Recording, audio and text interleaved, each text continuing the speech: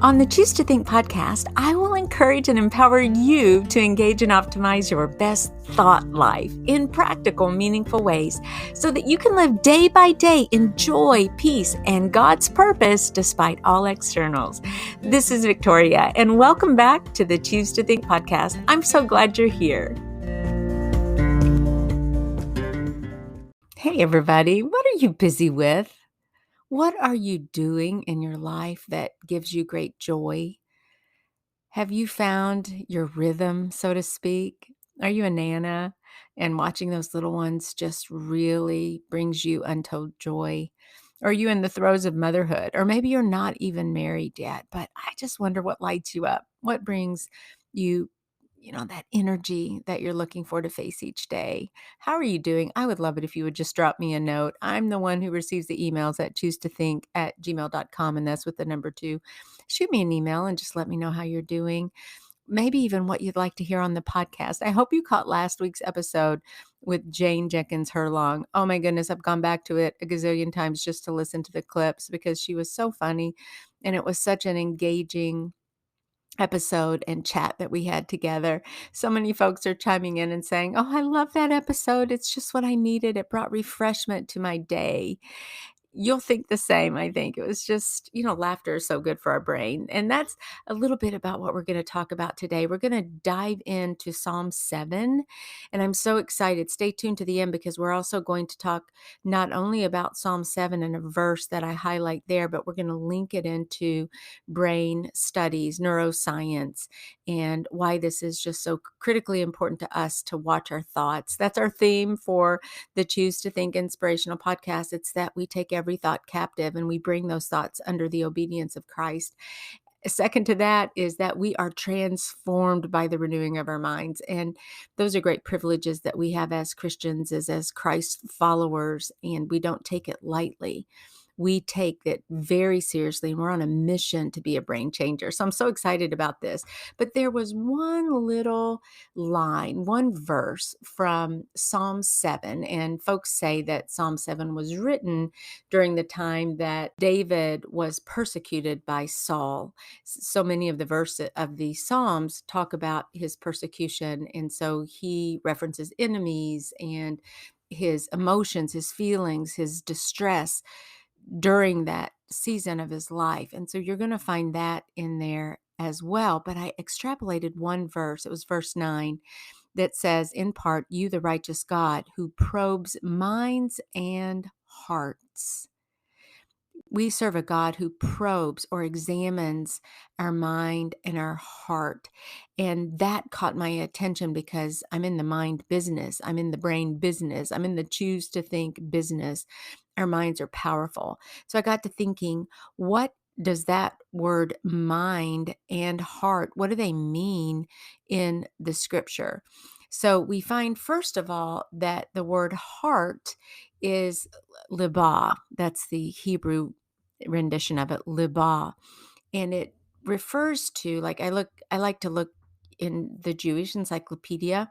I also use Blue Letter Bible and Bible Hub.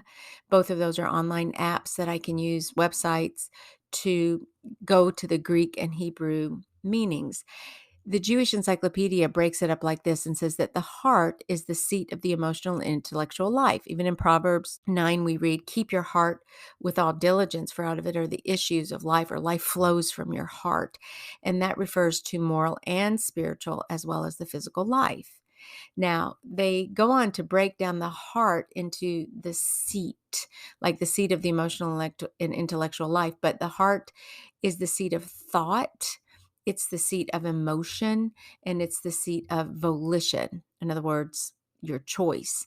So when we say that the heart is the seat of thought, it's talking about the thoughts that you have deep in your heart, how your heart can know and perceive, how it can remember and forget. Talking about the seat of emotion, your heart as the seat of emotion, it's typically accepted that it is referring to all modes of feeling, from the lowest physical forms like hunger and thirst to the very highest spiritual forms such as reverence and remorse. All of those those emotions and feelings that we have are attributed to the heart. And finally, the heart is also the seat of volition. It's self-directing and self-determining. Okay. So that's where we get, okay, we get to choose.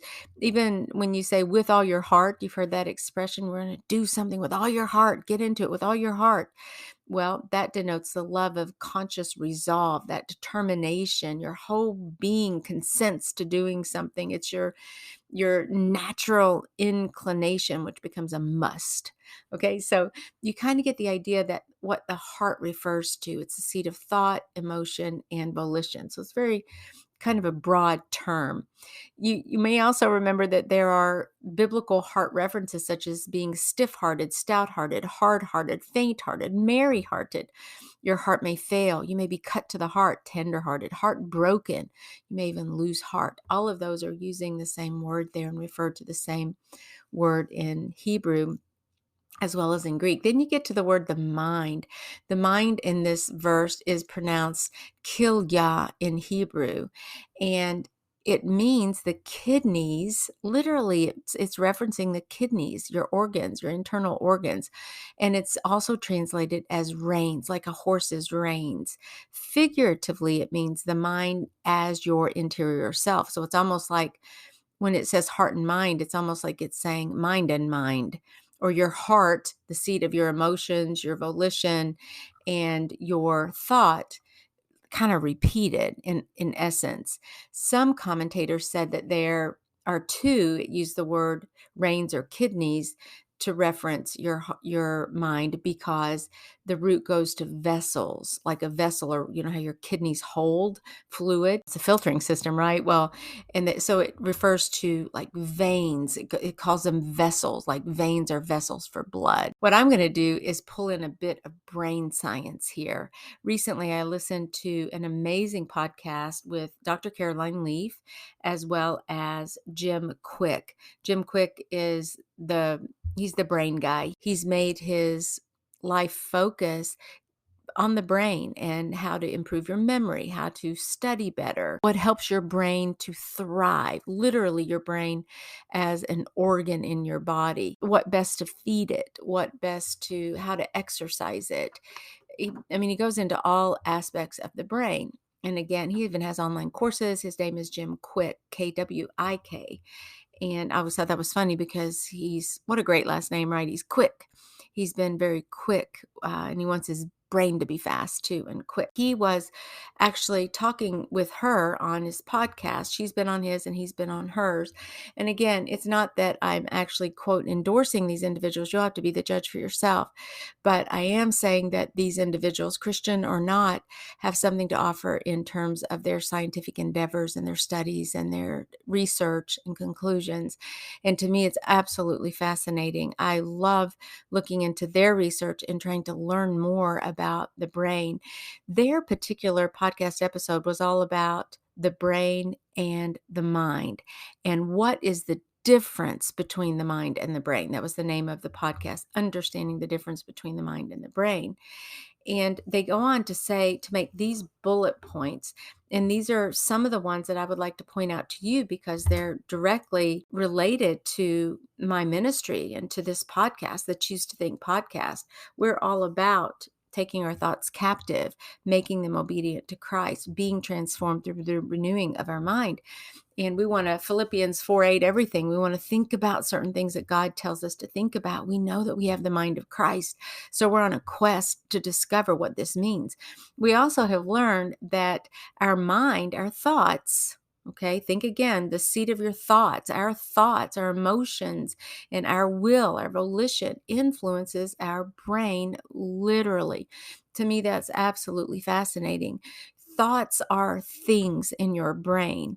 They are made up of proteins. They take up physical residency literally in your brain. They are critically important. That's why I think science is finally catching up to the Bible. Have you ever thought about that? The Bible has long proclaimed that as a man thinketh, he is. The Bible tells us what to think about. The Bible encourages us to be transformed, telling us to take every thought captive. So many things about our thoughts and the mind and the heart are critically important to God. He examines our heart, as we find out in Psalm 7, verse 9. And often we can say, Lord, test me, test my heart, reveal to me if there's anything that's amiss in my heart. We want to do those things. God tells us to do those things. So science is finally catching up. Here are a few of the bullet points that are fascinating that came out of this particular podcast between Dr. Caroline Leaf and Jim Quick. The brain is physical. Well, we know that. And that's one way that it's distinguished from the mind. The mind is not exactly physical, but sort of it is. But the brain, we know, is physical. We can touch it, right? I mean, if you could get it out of your head, you could touch it. But the physical is maybe just 10% of who you are. Do you see the point they're trying to make? They're saying, yes, the brain is physical, but that's only a part of who you actually are, because these physical parts disintegrate when you die. But while you're alive, the mind is what allows you to communicate. It allows you to think about what you're thinking about while you're feeling and you're choosing. These are quotes directly from that podcast and conclusions and bullet points from the podcast that were put into a blog post. The mind is the force that is around and inside the body. It's an electromagnetic force in a gravitational field that is unique to each person. It's not something you can take from anyone else and they can't take yours. That's astounding to me, to think that your mind is a force around and inside your body. Literally, it's electromagnetic and it has a gravitational field. Isn't that, and it's unique to each of us. That's just fascinating to me. Also, they conclude that the mind marries perfectly with your physical. They're separable, but inseparable. Okay, that's a dichotomy, right? That's how can that be? They're separable, but inseparable. And you get the idea, right? It's almost like explaining to your children the Holy Spirit, Father, Son, and Holy Spirit. I've heard people use the, three in one, the analogy of an egg. Like you have the egg shell, the egg white, and the yolk. It's all one egg made of three separate components. And so I think that's what they're trying to distinguish when they discuss this. And they're saying, what's the difference between the mind and the brain? They're saying that it's two things that make up one thing, but it's one thing made up of two. It's very curious how they are actually saying this, and they're separable but inseparable. They say that another more psychological example of the mind being external but inseparable is when you talk to someone negative. Now, listen to this. They say you will become affected by their negative energy, their negative mood. You could have started in a great mood, and now you're not. Well, that's an example of how your mind is generating this energy. Do you see what they're saying there? And this has happened to you, hasn't it? You're happy as a clam going about your business, and you're at Kroger preparing for a great meal for your family, and you run into someone, and instantly, based on their mood, their countenance, the words that they say, the thoughts that they're putting into words and telling you, just even being in their presence, suddenly you feel a dampening in your own spirit. Maybe they're complaining about things. Maybe they are ragging on someone else. Maybe they're so into themselves that they just can't see beyond it. And this negativity that they're putting out, it's impacting you. We have to be on guard with that. We have to kind of pull away from that sometimes. And maybe you even know what I'm talking about. You may even consider that person to be toxic in your life. And that was just a random occurrence when you run into someone. But let's say that you have a family member that you're around who you think is just toxic. That negative energy and vibe that they're giving out begins to impact you in negative ways as well. And it robs your peace, doesn't it? So we've got to be clever as brain changers and figure out ways that we disassociate with that kind of negative energy, and that we are protected, that our minds are protected, like a guard is put up around our hearts and minds and our mouth, so that we are focused more on what God says about everything, really. So when we pull away from those particular people who really bring us down, then we have to reorient ourselves with who God is, what God says about me, and what God says about my scenario.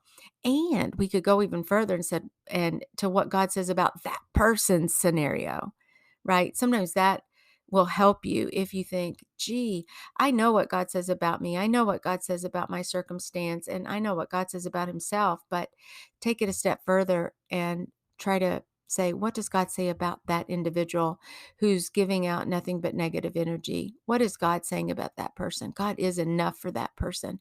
How might I be able to help that person by the energy that I convey? Maybe you can turn the tides a little bit, but it's tough. I know it's tough. Let's talk about the practical side of mind management. And that's where they go next in this interview, in this chat that they have.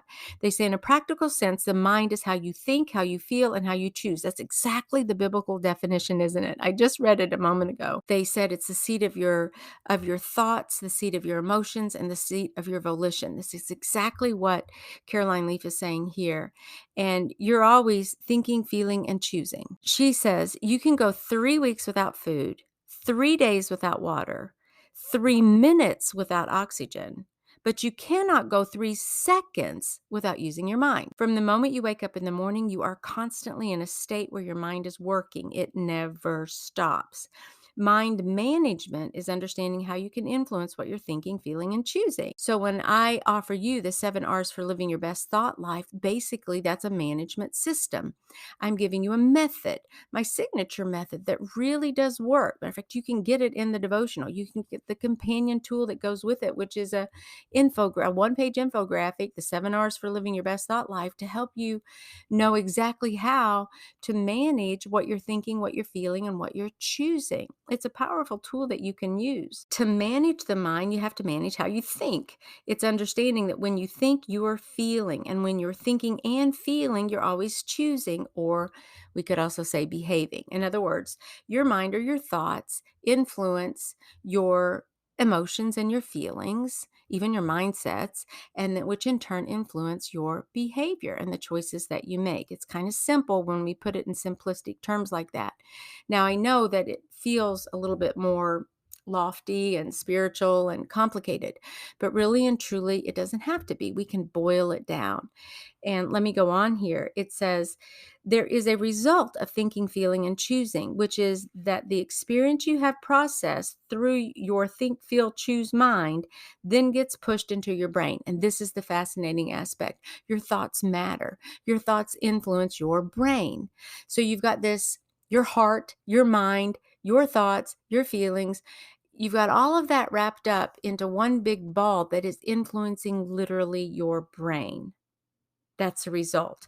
Your brain is a very complex organ that responds electromagnetically, chemically, and genetically to your experiences.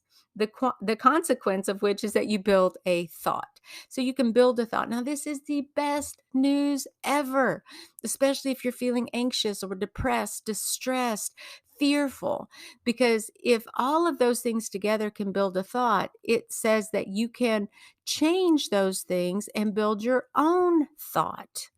That's exactly what I did when I overcame acute depression back in 2016. I learned how to take my thoughts captive.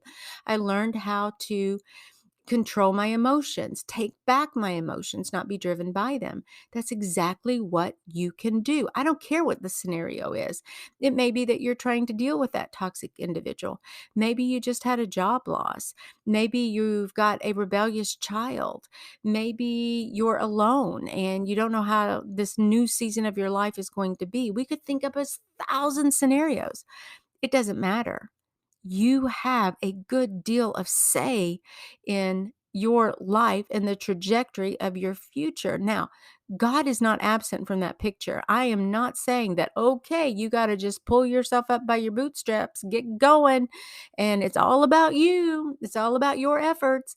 No, I'm not exactly saying that, because God is the one who does the transformative work in our lives. Without Him, forget it. I don't even want to take a step forward without Him. I'm not going up the mountain without Him. No way, no how. Not happening. I need Him. I depend on Him. He is In him I live and work and move and breathe. He is everything to me, and I don't do anything without him. But I do have personal responsibility because he's given me the spirit. He's given me this gumption and unction to do works for him. And somehow, mysteriously, he's a part of all of that. Without him, I can't do it. But it is so liberating. Do you feel the freedom that you can have when you make your own choices, when you begin to choose thoughts that line up with what God says about himself, what God says about you, and what God says about your circumstance? We often hear of self-limiting thoughts. Well, forget that. Really, the thoughts are God limiting. Are you limiting God with your thoughts? Are you limiting God with your emotions and your feelings and your mindsets? Maybe. So the good news is you don't have to. You can choose differently. A thought is a real physical structure made up of proteins. If you envision a plant with roots and a stem and branches, that is how a thought builds. So the idea here is that you continue to reinforce godly thoughts in your brain. Godly thoughts. You rehearse, repeat, you sing, you memorize godly thoughts. That's why scriptures are so powerful in your life.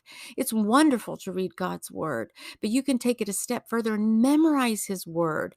Find a few one-line zingers in the Bible that really set you on fire and encourage your heart and mind. Encourage that innermost part of your soul. Find those verses, memorize them, and then when you get in a slump, say, not going there with my mind. I'm not going to allow my thoughts to go in that direction. I'm going to delete that thought and paste in what God says. Delete, paste, pivot, choose to think. You convert your experience through your think, feel, choose mind into your brain where it changes. Those changes are thoughts. You can change the way you think, and it will influence your brain. The more you think godly thoughts, the more godly you can become. It's a perfect dynamic. The more you think fearful thoughts, the more fearful you will become.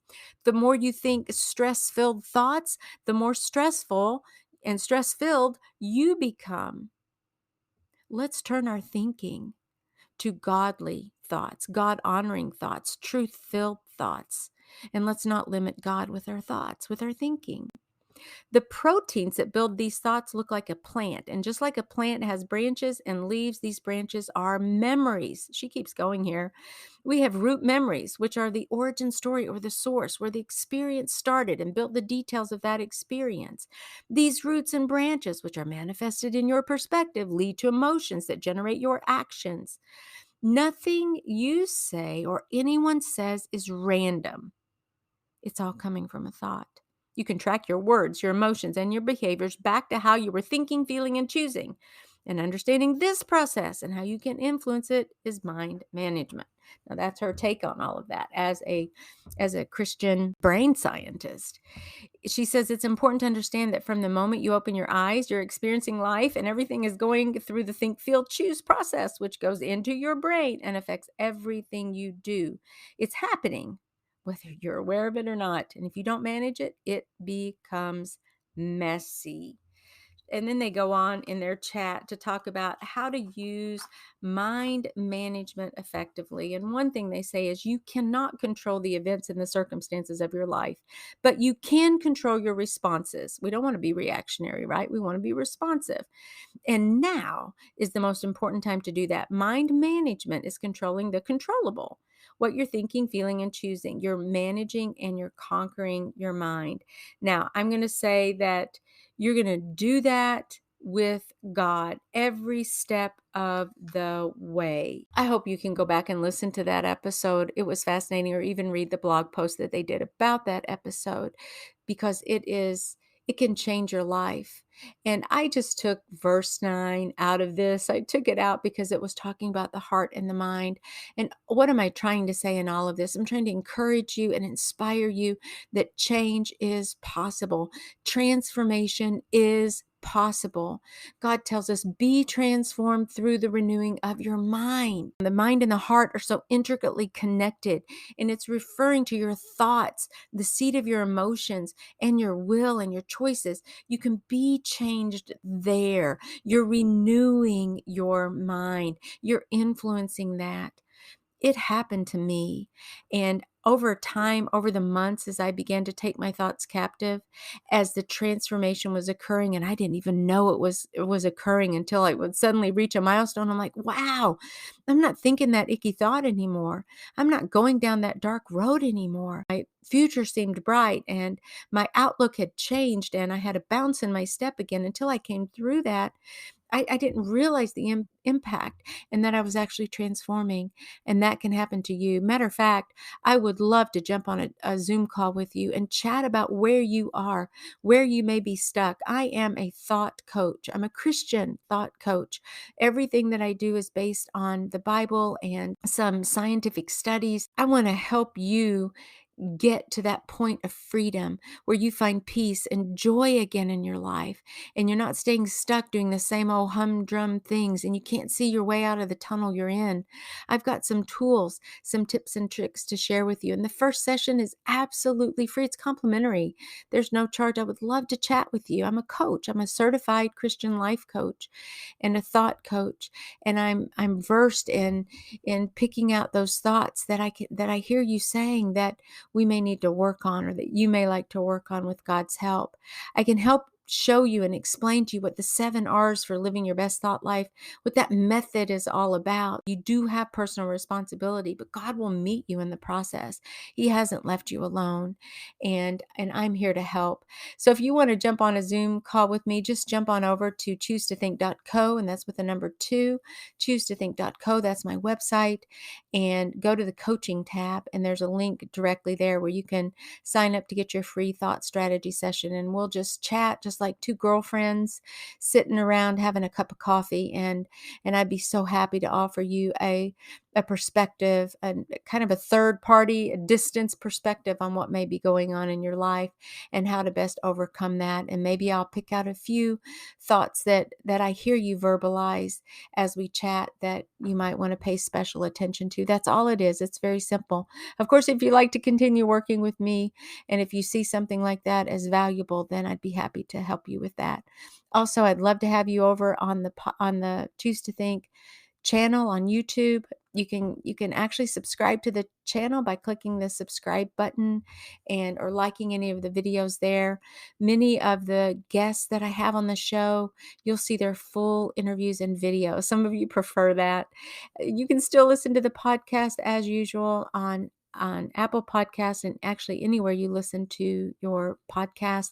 And be sure to subscribe there as well. That's one way to help me know you're there, and also to help get the word out, because I have so many amazing Christian entrepreneurs, authors, media experts, those influencers, kingdom influencers who are winning people to Christ. They've set that as their life's mission, just like I have, to spread the good news. And I've got them coming down the pike on the show. I can't wait for you to tune in and listen to them. So your support is greatly, greatly appreciated.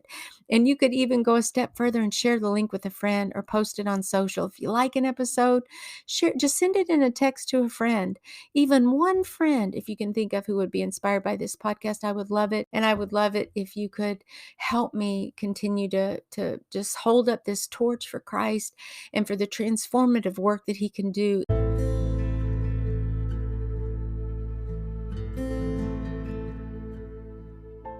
Psalm 7, the NIV version.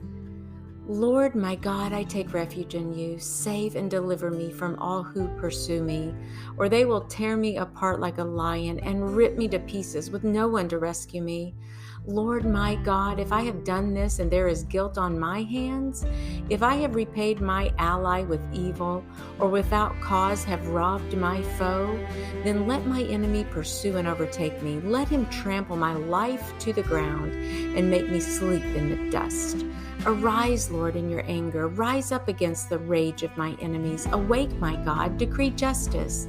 Let the assembled peoples gather around you while you sit enthroned over them on high. Let the Lord judge the peoples. Vindicate me, Lord, according to my righteousness, according to my integrity, O Most High. Bring to an end the violence of the wicked and make the righteous secure. You, the righteous God, who probes minds and hearts. My shield is God Most High, who saves the upright in heart. God is a righteous judge, a God who displays his wrath every day. If he does not relent, he will sharpen his sword. He will bend and string his bow. He has prepared his deadly weapons. He makes ready his flaming arrows. Whoever is pregnant with evil conceives trouble and gives birth to disillusionment. Whoever digs a hole and scoops it out falls into the pit they have made. The trouble they cause recoils on them. Their violence comes down on their own heads. I will give thanks to the Lord because of his righteousness. I will sing the praises of the name of the Lord Most High. And this is the word of the Lord.